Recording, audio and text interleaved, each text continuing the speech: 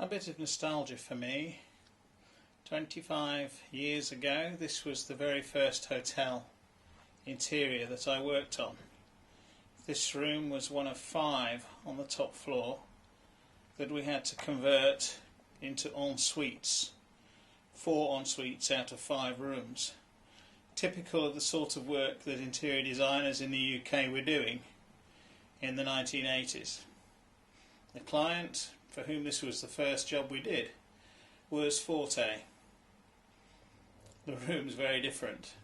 Not in layout, just in style, taste, the way it's been decorated. Quite different contemporary standards to those of 25 years ago.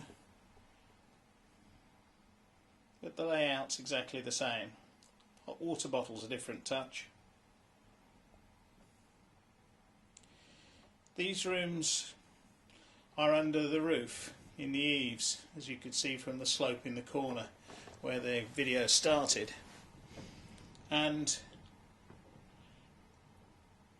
one of the first things we had to do was to change the doors off the corridor. And the builder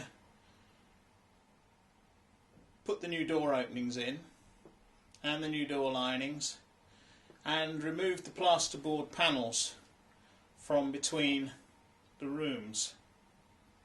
The following day I got a sharp phone call saying, could I please come to site? There was a bit of a disaster. What was the disaster? I said, thinking it was perhaps just the builder being a bit vaporous. And what had happened was that overnight the new door frames had popped out of the walls.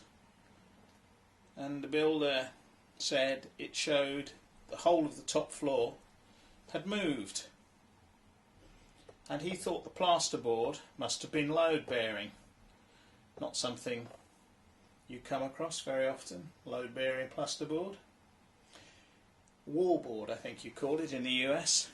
Anyway, I came galloping down and found that what had happened over the years was previous designers and architects had added additional water tanking to the loft.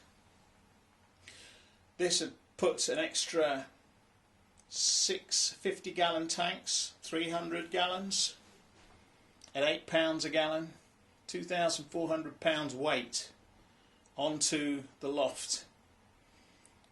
The plasterboard was holding a 16th century oak beam together, which carried most of the load. The beam had sheared horizontally. The plasterboard had held one piece on top of the other so that it took the load. When the plasterboard went, so did the load bearing capability of the beam.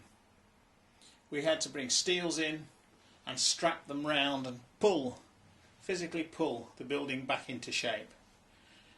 As an introduction to site work and the first job, well, it wasn't the builder that was being vaporous in the end. I think it was me. Now, this hotel, new owners, stylish, a boutique, very different to 25 years ago, but then so is the whole market.